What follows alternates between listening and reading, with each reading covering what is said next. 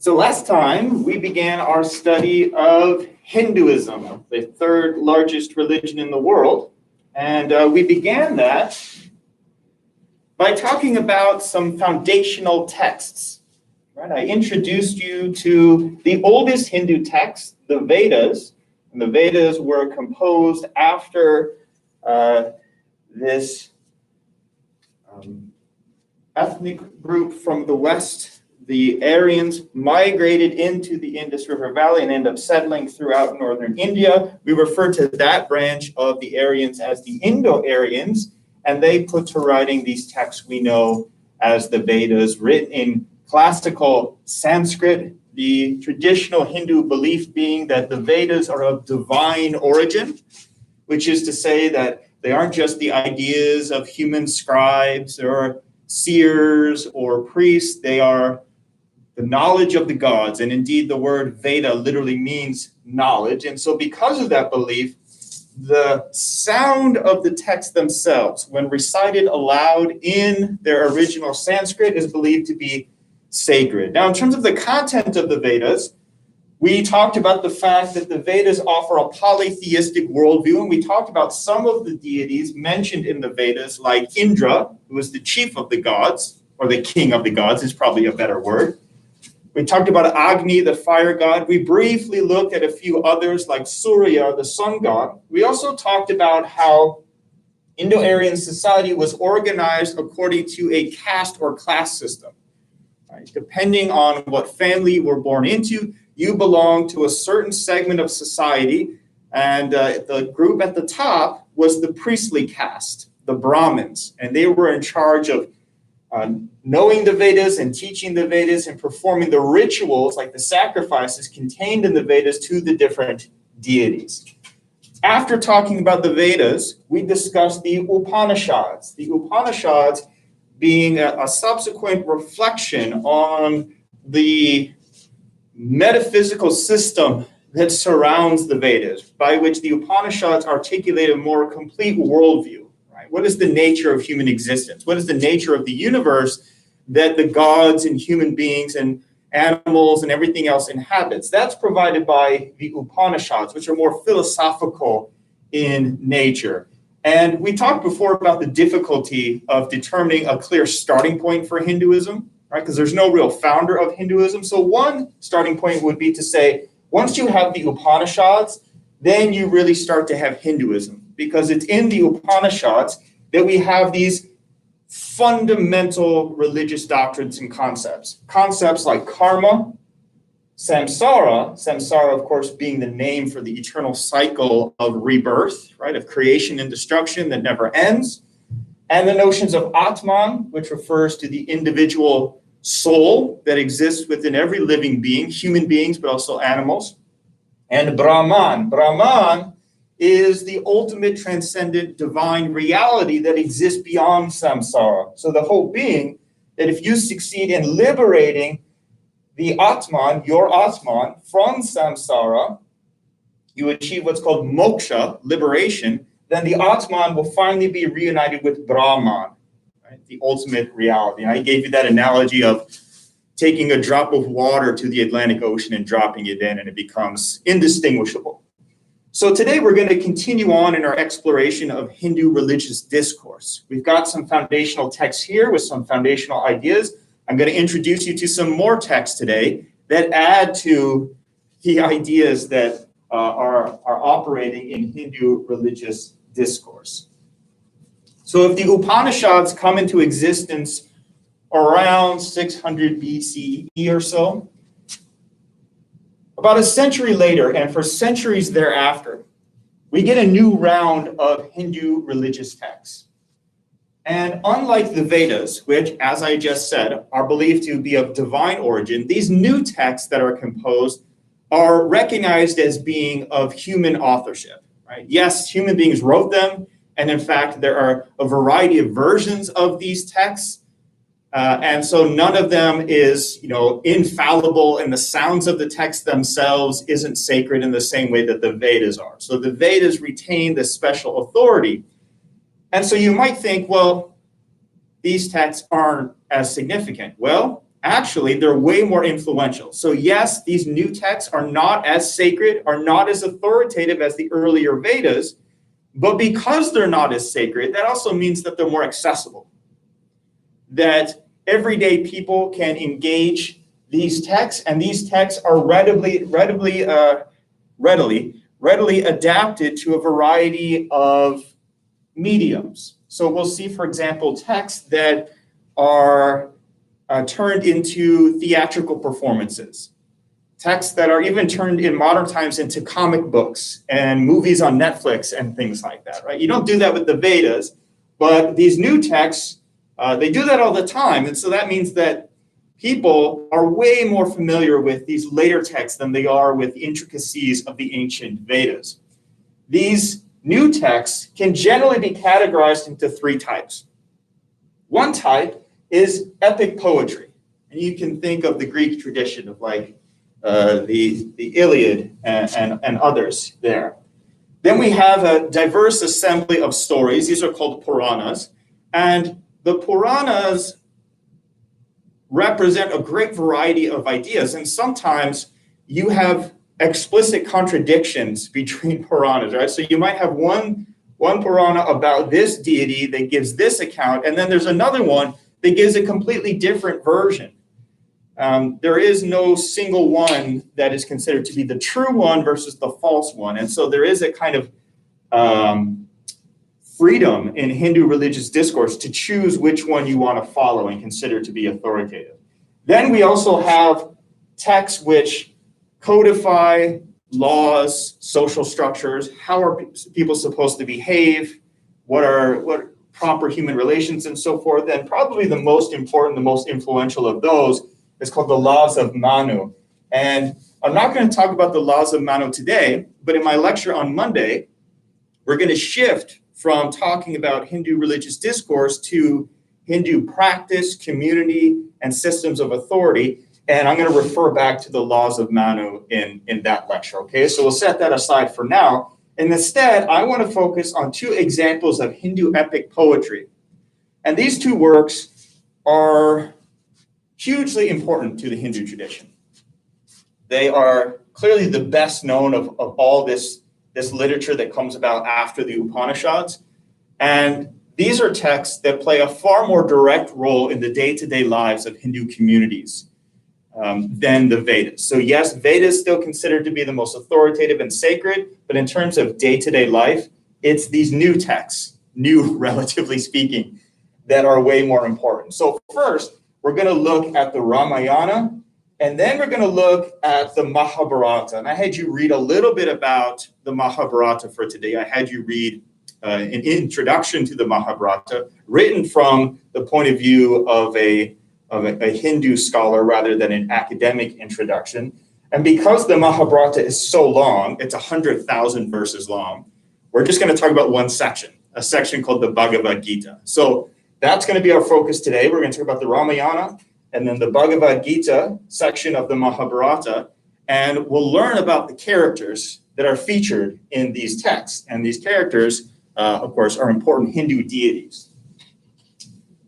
So let's start first with the Ramayana.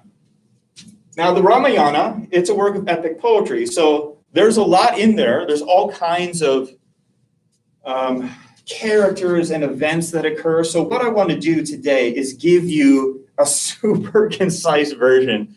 And I know I'm going to overlook so much, but just for the sake of time, I just want to focus in on a few key elements to this story, okay? So the heart of the Ramayana is the story of a prince named Rama or Ram. And Rama lives in the city of Ayodhya, which is in northwestern India. And that is the capital city of an ancient kingdom. And Rama's father is the king.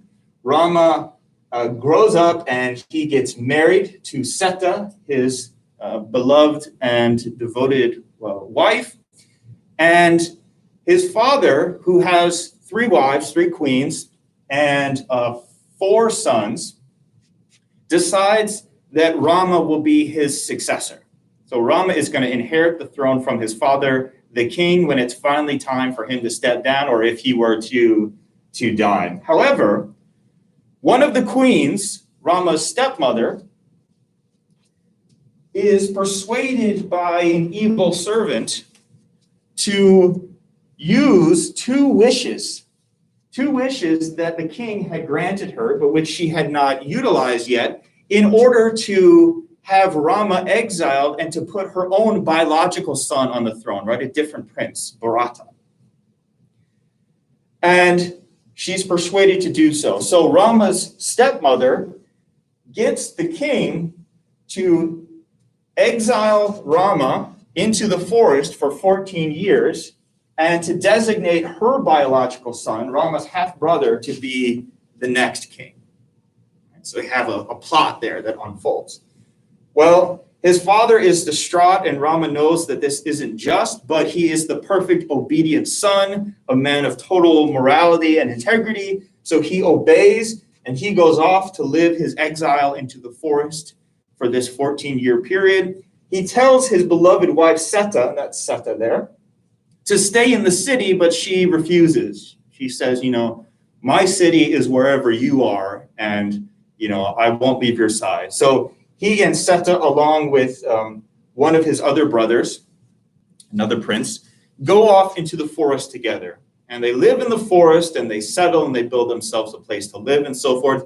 But then tragedy occurs. Rama's beloved wife, Seta, is kidnapped. She is kidnapped by none other than the demon king Ravana of the island of Lanka, which we know today as Sri Lanka. I had you find Sri Lanka or Sri Lanka on your map assignment. It's right off the southern coast of India. So this demon king kidnaps Rama's wife, and Rama at first doesn't know what's happened to his wife. But he is consoled by the animals of the forest, and chief amongst them, the monkey deity Hanuman. Hanuman goes off in search of Ravana to find them. And he has exceptional divine abilities, which even allow him to jump from India to Sri Lanka, right? Which, of course, is far beyond the capacities of any ordinary living being. And there he finds Seta, reports back to Rama.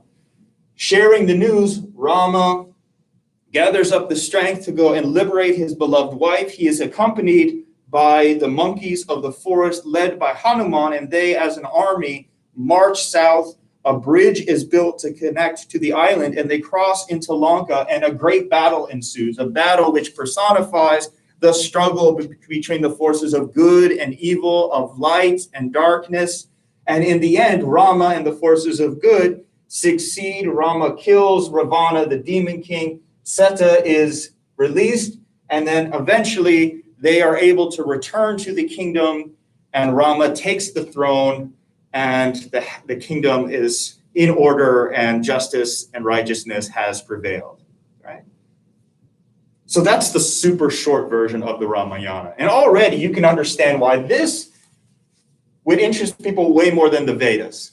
Right? I had you read some of the Vedas, these hymns, and it's like, that's not really exciting reading. It's more like ritual instructions and so forth. But this, you can see how this could easily be adapted to be a movie, a miniseries, a comic book, illustrated and all these things. And sure enough, that's exactly what happens. The Ramayana gets translated into all these different mediums. And so when you think about the stories that everyday average Hindus, if there is such a thing, right? I don't want to overgeneralize. They would be far more deeply knowledgeable of a text like the Ramayana than they would of the Vedas or of the intricacies of the Upanishads. So how is this adventure with battles and heroes and so forth? How is this a religious text per se? Well, when you look at the characters, they personify certain virtues, certain ideals that Hindus should strive for. So in the character of Rama, or Ram, he's seen as the ideal son. He's the perfect son. Even though he knows the situation is unjust, he obeys his father and goes off into exile. He's also the perfect husband, right? He goes to war to save his wife, right? I mean, he's the perfect husband. And yes, he's also the ideal king. He's the ideal ruler. He becomes the the model for what a Hindu king should be like, a just and righteous king. So in being an example, a model for all these different roles within society, Rama is understood to be someone who perfectly fulfills his dharma. So this is a key word that I want you to understand. Learn the word dharma. We'll talk more about the concept of dharma in my lecture on Monday, but for now it suffices to say that dharma refers to your responsibilities, your purpose in life at any one moment. So it's not just, for example, your purpose in life was to achieve one thing or pursue one type of career. Your dharma, your purpose, your responsibilities change depending on the phase of your life. So when you're a student, your dharma is one thing. When you're married and have a family, your dharma changes. Your dharma is also impacted by things like what caste you belong to. So for his life, in these different stages, he perfectly fulfills his dharma. And why is it important to fulfill your dharma? Because in order to continue your progress towards ultimately achieving liberation from samsara, you have to fulfill your dharma. So by fulfilling your dharma, you're accumulating good karma, and thus your next reincarnation will be better. And you're spiritually progressing.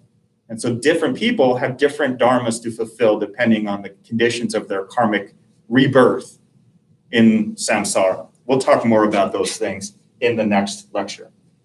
But Rama also isn't understood to just be a great human being. Hindus see Rama as a human incarnation of a god, a deity called Vishnu. And the term for an incarnation of a deity is an avatar or an avatara. You guys have heard that term before. There's that movie with the blue avatars in space.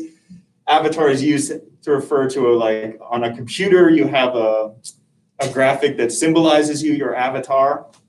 Well, in this context, the avatar is the incarnation of a deity. So you notice in this picture up here, we've got one figure who's blue. That's Rama. So Rama is depicted as blue here as a symbol of his divinity. Why blue? Well, because if you look at the sky above, heavens above, it's blue. So blue gets associated with divinity, with the gods. And although it's not always the case, oftentimes Hindu deities will be portrayed as blue. But again, it's definitely not always the case. Sometimes deities will be portrayed in a variety of colors, but blue is a common one. So this is Rama in blue here with Seta and Lakshmana, his brother, and this is Hanuman, the monkey deity who assisted him.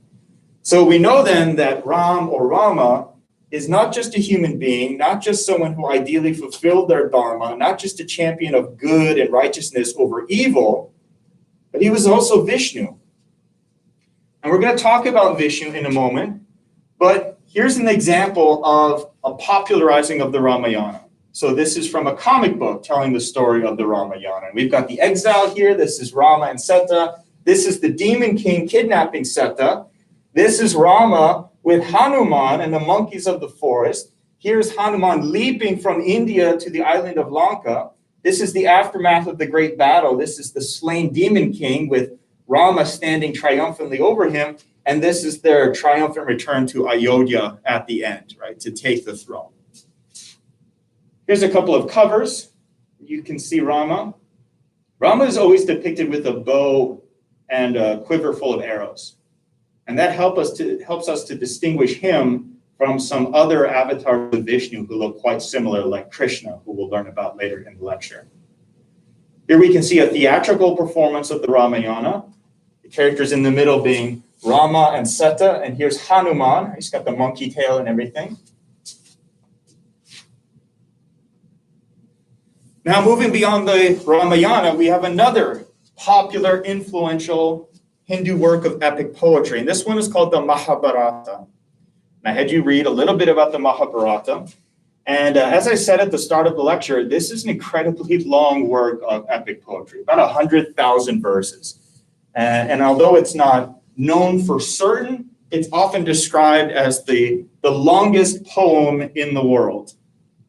So obviously that's a lot of material to cover. We can't talk about all the different episodes and events that occur within the Mahabharata, but at its core, the Mahabharata is the story of two warring kingdoms and all the battles and intrigue that that take place in that war. There are many stories that are well known from the Mahabharata, but probably the most famous, the most popular, the most widely known is a section that can be acquired as a text unto itself now. It's called the Bhagavad Gita. And the Bhagavad Gita tells the story of another avatar of Vishnu. So Rama was an avatar of the god Vishnu. Now we're told a story with another avatar from a different period. And this avatar is called Krishna. And there are many stories about Krishna, but in this story, Krishna is in disguise. Krishna is in disguise as a simple charioteer. A charioteer is the person who drives the chariot for the warrior who sits in the back with the bow and the arrow or the javelin, right? Does the fighting while someone steers the horses and the chariot into the battle. So here's Krishna in disguise as a simple charioteer, and in the chariot itself is the warrior Arjuna. So Arjuna belongs to the caste of the warriors. And so he rides out to this battle, and as he looks out at the massive army assembled on the other side, right, part of the drama of these two warring kingdoms, he is hesitant to fight because he actually knows people on the other side of that battlefield. He has no interest in fighting them and killing them. And so he begins to express his reservations and his doubts to the only person that's within earshot of him, and that's his driver, his charioteer, who, again, he doesn't realize is Krishna. He just thinks it's some simple guy. And so they then have this conversation. And that conversation between Arjuna and Krishna is the heart of the Bhagavad Gita, which means the song of the Lord. So it's thought that this section of the Mahabharata was composed sometime between 200 BCE to 200 CE, right? Long after the time of the Upanishads. And the text is so popular and so famous that some people memorize the entirety of the text. Some people professionally recite the text, right, quite dramatically for audiences, especially on holy days. And the core of this text is that conversation that takes place on the battlefield between Arjuna and Krishna. Krishna, much to the shock and surprise of Arjuna, begins to explain all these profound things. It would be like getting into your Uber tonight to go to Broadway at the beach or something, chatting with your driver, and he ends up having this profound religious spiritual wisdom that just blows you away. That's what happens to Arjuna. His charioteer, Krishna, talks about the journey of the Atman, the soul, and how the soul sheds bodies in the same way that we shed clothing and moves from one life to the next based on one's karma and the fulfillment of one's dharma until it ultimately reaches liberation, moksha, liberation from samsara. And so Arjuna, the charioteer, reminds Krishna reminds Arjuna not to grieve. Right? That if you go and fight and people die, know that that is not the end for them. That their Atman will continue on into the next life. That creation will continue, that life will continue. And that Arjuna, as a member of the warrior caste, has a dharma to fulfill, that he was born in that particular role for a reason.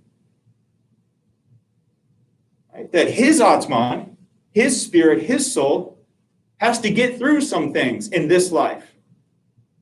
And that he was born into the warrior caste to fulfill some specific things, to fulfill a particular dharma. So instead of worrying and not wanting to go in the fight in the battle, he has to. That's part of the progress of his Atman.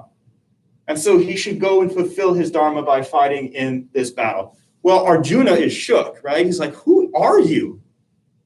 How do you know all this? You're not some Brahmin priest or some sage in the wilderness. You're a charioteer. Well, that's when finally Krishna reveals his true identity. He reveals that, yeah, I'm not just some charioteer, I'm actually a divine being, right? I'm a god. I am one with the supreme, ineffable reality. So he communicates his identity as the Bhagavan, right? The Lord. So Bhagavad Gita is the song of the Lord, right? The teachings of Krishna. And Krishna then explains to Arjuna that he has come to provide guidance to humanity, to teach them a path to follow in order to achieve liberation. And it's then that Krishna teaches Arjuna 3 different paths to liberation. He says that some human beings can choose the path of action, of karma.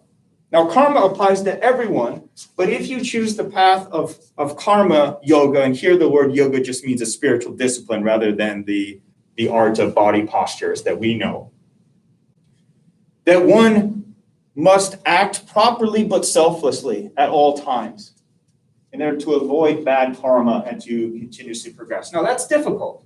To consciously be self-aware, to act appropriately in all circumstances, that's hard. But that's one path to follow. He then talks about the path of knowledge, the path that emphasizes the study of sacred texts, of deep and profound wisdom. But that too is difficult. You might need to find a teacher, a guru, and study after them, and it's very labor intensive.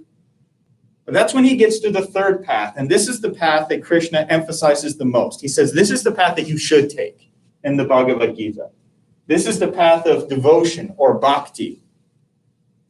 So the Bhagavad Gita emphasizes, while acknowledging that there are other paths that human beings can take to spiritually progress and ultimately achieve liberation, the Bhagavad Gita emphasizes the path of devotion or bhakti the most. What does the path of devotion entail? It means that you selflessly, earnestly, sincerely worship a deity with love in your heart, in hopes that that deity will bestow divine grace upon you and liberate you from samsara. So you put your trust and faith in a deity, in essence, to be your savior, to liberate you from samsara. That, Krishna says, is the best method. And of course, since Krishna is the central deity of the Bhagavad Gita, then bhakti to Krishna, Krishna, who is an avatar of Vishnu, is emphasized the most. So this path of bhakti, of devotion to a deity, becomes the most popular path towards liberation in the Hindu tradition. It is not the only path, but it is the most popular. So what we see in Hinduism is a great many people devoting themselves to the worship of a particular deity. It might be Krishna, and here we see an illustration of a devotee actually hugging a murti of Krishna, and here's the true Krishna gazing down at this, but it's meant to express this loving devotion to Krishna as the path to liberation. But other Hindus might choose a different deity. It might not be Krishna, it might not be Vishnu, it might be a goddess, it might be Shiva. Here we see some illustrations of the Bhagavad Gita. This is the point in the story where Arjuna in his chariot learns the true identity of his charioteer, Krishna, the Bhagavan, the Lord, the Divine One. And so he's depicted, right, in all his divine splendor, beyond what Arjuna, this warrior, can even comprehend. So in both of these epics, the Ramayana and the Mahabharata, and we focused in on the Bhagavad Gita, we're presented with avatars of a god called Vishnu, human incarnations of a god called Vishnu. Who is Vishnu? Vishnu is the preserver. That means that Vishnu's primary role in the universe is to preserve the universe, to keep it functioning, to keep things moving. That when chaos and demonic forces like Ravana, the demon king, threaten the order of the universe, threaten the dharma, right, the things that people are supposed to be doing, supposed to be fulfilling, Vishnu will intervene to preserve things, right? To preserve the order of the universe. And in that capacity, Vishnu periodically has to incarnate in physical form on earth. So the tradition is that Vishnu has thus far had 9 avatars in the cycle of the universe that we inhabit. One of those was Krishna, one of those was Rama, and that one day, when the world is in a period of great darkness, when the Dharma is threatened, when evil and ignorance pervades the world, then Vishnu will come again in his 10th avatar called Kalki. And so people await the coming of Kalki, the 10th avatar of Lord Vishnu. Now, where did Vishnu come from? Well, Vishnu actually existed among the ancient Aryans. But we know that in the Vedas, Indra was the most important deity. So Vishnu actually was a minor deity in the Vedas. But as Hinduism developed in the centuries thereafter, guess what happens? Vishnu gets elevated to not only an important deity, but for many Hindus, he's the most important deity. There are different denominations or sects of Hinduism, and probably the largest of those is what Western scholars call Vaishnavism, which means those who worship Vishnu as the greatest of all the gods. They treat Vishnu as being synonymous as the true manifestation of Brahman, the ultimate reality, that which the Atman reunites with upon achieving liberation. Now, other forms of Hinduism say that no, other gods are supreme, like Shiva. We'll talk about Shiva in just a moment. And they see Shiva as synonymous with Brahman. And deities like Vishnu are just manifestations of other attributes of the true reality. Now, in his role as the preserver, Vishnu is paired with 2 other deities to form the Trimurti. These are the 3 gods who represent the cycle of existence. If time itself is cyclical in Hinduism, there are 3 gods associated with the different phases of that cycle. I mentioned briefly in my first lecture a god called Brahma. Brahma creates. After creation occurs, then Vishnu steps in. He preserves, he maintains it. And then comes another deity called Shiva, and Shiva destroys. And after Shiva has fulfilled his work destroying, then Brahma creates. Vishnu preserves, Shiva destroys. And it goes on and on and on and on. Here's a couple of depictions of Vishnu, and you'll see here that the artist has depicted Vishnu as blue. So blue is a common way to indicate divinity, but it's not always the case. You'll see examples where blue isn't used. And in their divine form, the deities are often shown with multiple arms, multiple hands. This is a way of expressing their divinity, their powers beyond human beings, right? Beyond mortals. And within their hands, you typically see different symbolic objects placed that communicate certain aspects of the deity and certain meanings. So here, this object is a mace, right? A battle club. And so with this mace, and other deities will have different weapons, Vishnu destroys ignorance, destroys demons, destroys wickedness. Just like Lord Rama destroyed Ravana, the demon king, in the Ramayana. In another hand, you see that he's holding a lotus blossom. So the lotus blossom is of special significance in South Asian religions. We see it show up again and again and again in Hindu religious iconography, as well as Buddhist religious iconography and Jain. Why is it used? Well, a lotus blossom begins its life as a seed that is planted in the mud and the muck in a shallow body of water. And as it grows, it works its way up out of the mud and the muck through the dirty, shallow water. And when it reaches the surface of the water, it then opens up and blooms into this beautiful flower. And so the lotus blossom is understood to be a metaphor for the human soul, which ultimately blossoms upon achieving liberation. So just like the lotus seed, every Atman starts off in the mud and the muck of this world. And we struggle and we work our way along, just like the the lotus plant growing through the water. And then when we finally achieve moksha, liberation, it's like the lotus blossom growing at the surface of the water.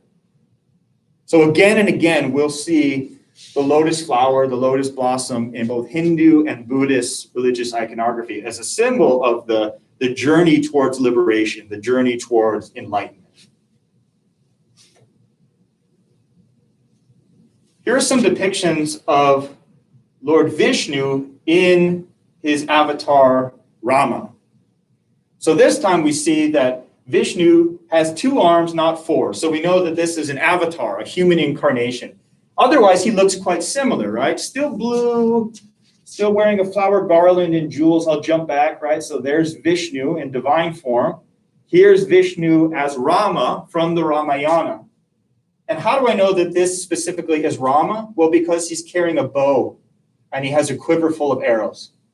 So that's a key indicator that we know that this is supposed to be Prince Rama who fought in the great battle against Ravana. And you see he's also, of course, got a crown and a royal throne and so forth.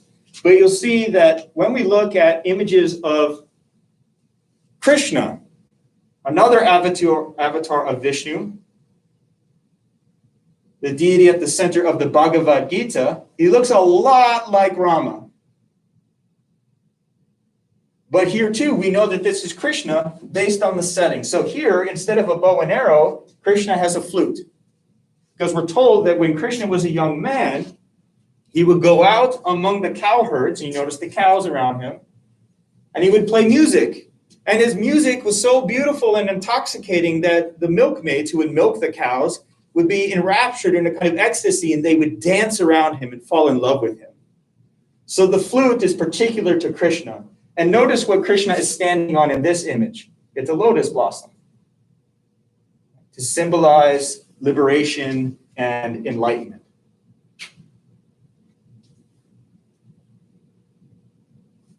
So if someone is a devotee of Vishnu, believes that Vishnu is the supreme, is the highest of all the different Hindu deities, is synonymous with Brahma, the ultimate divine reality, they will reflect that devotion in certain ritual contexts by marking themselves with a tilak.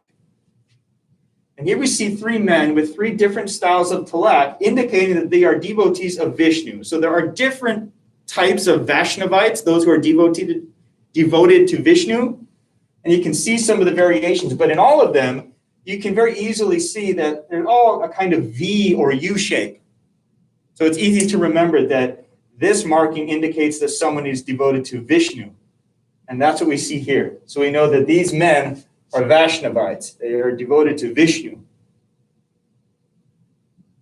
And I'll show you the tilak for devotees of Shiva in a moment. They have a different design, 3 horizontal lines. So you see that, you go, that person is devoted to Shiva, that person is devoted to Vishnu. So if Vishnu was the preserver, who's the destroyer? Well, that's Shiva. Brahma creates, Vishnu preserves, and then Shiva has to fulfill his role, and that is to destroy. Now, I know when you think of a god being called the destroyer, you probably have some negative connotations there. You think, gosh, there's a deity who destroys? That's like an evil deity. Nope, not evil. Shiva is not evil at all, because it's only through destruction that creation can occur. It is just a natural process of the universe. So there's no negative connotation here. It's not that Shiva is an evil god and Vishnu is a good god. Nope. And in fact, even though he's the destroyer, Shiva is associated with creation. Why? Because creation can't occur without destruction. Rama can't do his job until Shiva does his. So Shiva is often described in terms of a divine paradox. That yes, he's the destroyer, but he's also the creator, because creation can't take place without first the destruction. So Shiva's role as the destroyer doesn't necessitate his manifestation as avatars. The fact that Vishnu has to preserve the world, that's the main reason why being an avatar is so important, because Vishnu has to intervene to preserve things.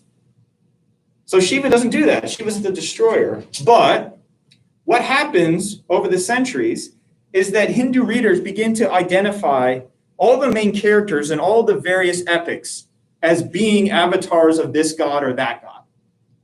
So for example, if we were to go back to the Ramayana, there are some Hindu interpreters who believe that Lord Hanuman, the monkey deity, is an avatar of Shiva. It's not a universal belief, but that's something that occurs quite commonly. And that, Seta is an incarnation of a goddess, right? Suddenly all the characters become avatars. That's very common. So you will find Shiva described as having avatars, but it's not as important to his function as it is to Vishnu. So unlike Vishnu, Shiva is depicted in a different way. And you can see that right here in the image. Notice that Shiva is seated on the ground, wearing only animal furs, animal skins. Shiva is associated with asceticism. So asceticism means someone who renounces material wealth, renounces attachment to this world in order to devote themselves to spiritual matters. And to give you an example from the Christian tradition, think of John the Baptist. Right? John the Baptist is described as wearing, camel hair, and he's off in the wilderness living off of locusts and wild honey. He's an ascetic. Shiva is the god of asceticism. So he's off in the mountains here. He's not in some throne room wearing animal furs. His hair is kind of wild. He's seated on the ground in the lotus position. And if you think back to my lecture last time, we were looking at some artifacts from the ancient Indus River Valley civilization. And I showed you 2 tablets that depicted a figure seated in the lotus position. And one of those tablets depicted the figure with the horns of a bull. Well, here we have Shiva seated in a lotus position, and this is Shiva's bull, Nandi. So one interpretation of those tablets I show you is that those are the earliest representations of Shiva, that Shiva was already a deity among the Indus River Valley civilization. He's not mentioned in the Vedas, and so he's a god that is incorporated into the new Indo-Aryan system, which brings gods like Vishnu in. Shiva carries different objects than Vishnu. So instead of a mace as his weapon, he has a trident. Shiva often is also shown holding a drum because in Shiva's capacity as destroyer but also creator, he's often depicted as this cosmic dancer. And dance is creative, right? So the creative aspects of Shiva's role are depicted here, and that's why he's shown with a drum that's connected to that. One of the most common ways of representing Shiva is through a stone pillar called a lingam. And the lingam, too, probably goes back to ancient times. It is the most simple type of physical depiction of a deity. It's simply a stone pillar. Right? It's not a particular person. It's not a particular animal. It's just a stone pillar. So yes? So what were you saying that he renounced? He's a god of asceticism. So an ascetic renounces attachment to material wealth, material comfort, material goods. So for Hindu ascetics, people who choose to not have a career and just meditate and do yoga and all those types of things, they're typically devoted to Shiva.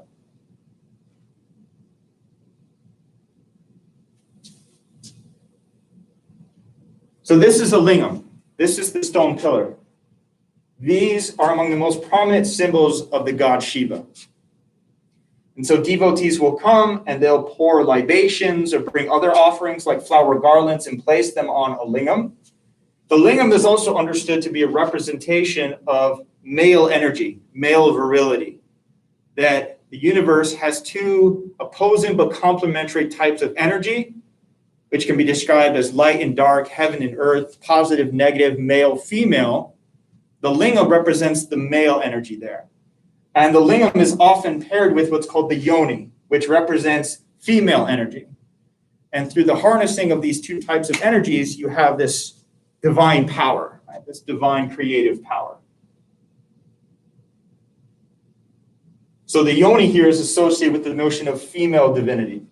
And I know I'm going to run out of time, but I'm going to ask you to review the remaining slides of this lecture on your own, where I discuss the goddesses, the notion of female divinity or Shakti, the female divine energy, which some Hindus regard as supreme. So just as there are some Hindus who regard Vishnu as supreme, others who regard Shiva as supreme, there are still others who regard the Mahadevi, the great goddess, Shakti, the divine feminine, as supreme.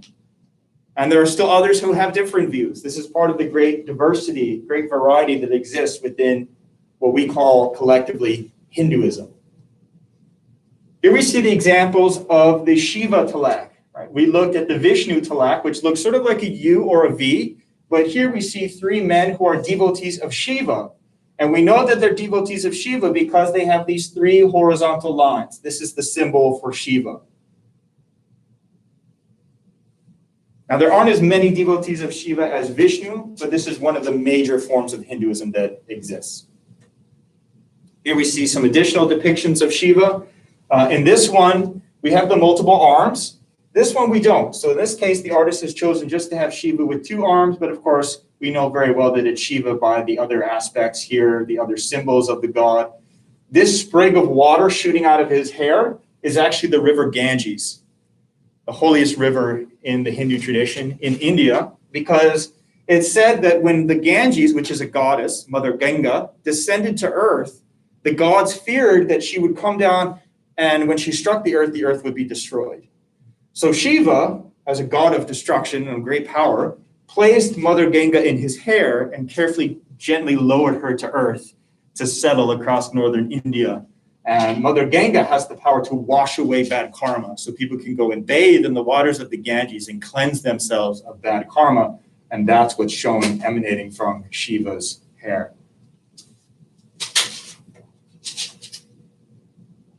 Here we can see the three gods of the Trimurti together. So in the center is Vishnu. Notice the talak, the marking there. Over here with the trident and the three horizontal lines, this is Shiva. And then over here, for some reason, the artist has not made Brahma blue, but this is Brahma, perhaps because he has four faces. It's not necessary to make him blue, but this is the god of creation. The reason why Brahma has four faces is because the tradition is that Brahma is always reciting the four Vedas. And so he has one face to recite one of the four sections of the Vedas. And the hymns that we read from was the section called the Rig Veda, but there are three others. So Brahma represents creation, Vishnu preserves, and Shiva destroys. While Vishnu and Shiva are hugely important, right, and are regarded as the supreme deity by different factions of Hinduism, Brahma is not. Brahma is like an afterthought. In fact, there are very few temples even devoted to Brahma in India. So there is no branch of Hinduism that is devoted to Brahma as the supreme being. So he's not of equal significance to the other two. That's why I haven't talked about him a great deal. I'll conclude in the final 2 minutes I have here by speaking briefly about Mahadevi, or Devi, the mother goddess.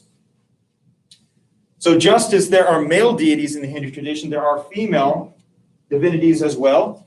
And depending on one's interpretation, those female divinities may be independent deities on their own. They might be manifestations of the supreme divinity, right, Shakti, or they may be understood as simply the female aspect of a male deity, right? That just as there are these two types of energies, every divinity has a male and female form as well, right? So you might have, for example, Shiva and Parvati depicted as two beings, but they are in fact two aspects of one single divine power.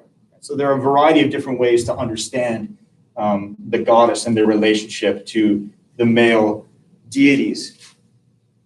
Here are three of the most popular female divinities, goddesses in the Hindu tradition. This is the goddess Lakshmi, again, seated on a lotus blossom. She's the goddess of prosperity. And you can see in her hand also a lotus blossom there. This is the goddess Durga. You notice that Durga is armed to the teeth, right? She has lots of weapons, and her animal is a lion, a fierce lion, because Durga represents the protective aspects of motherhood. The motherhood who will fight like hell to protect her child from any harm. Then we have Kali, and Kali is the most intimidating. She represents change and wrath and bloodlust. And you can see that she has a garland of human skulls and many weapons. And look, she's actually stepping on Shiva. And it's said that Kali was once so enraptured in rage and slaughter that the gods feared that there would be no way they could control her or get her to stop. So Shiva went and laid down on the ground in front of her so that she would think that she accidentally killed him in order to shock her back to her senses. That's the story anyway. And so it's very common to see Kali depicted stepping on Shiva. And one of the interesting things about this, even though the story says he did this in order to shock her back to her senses, from another perspective, it's also an assertion of the dominance of the female divinity over the male. So for devotees of Shakti, of the goddess, they see this as an expression of Shakti's preeminence among all the gods, right? Kali is stepping on Shiva. And of course, some gods regard Shiva as supreme. So this is a real depiction of female divine strength as well. There are other goddesses, but these three in particular are quite prominent. All right, I've run out of time. Have a look at the remaining slides. Here, there's just a few more, including a slide on the elephant god Ganesh, who's the god of knowledge, as well as a god of obstacles and removing obstacles. And in preparation for class next Monday, I want you to read this short article called In the Hindu Temple. It's a PDF file. It's actually about a Hindu temple in Charleston, South Carolina. And we'll begin to talk about Hindu practice and community and systems of authority on Monday. All right, that's all for today. Have a great weekend.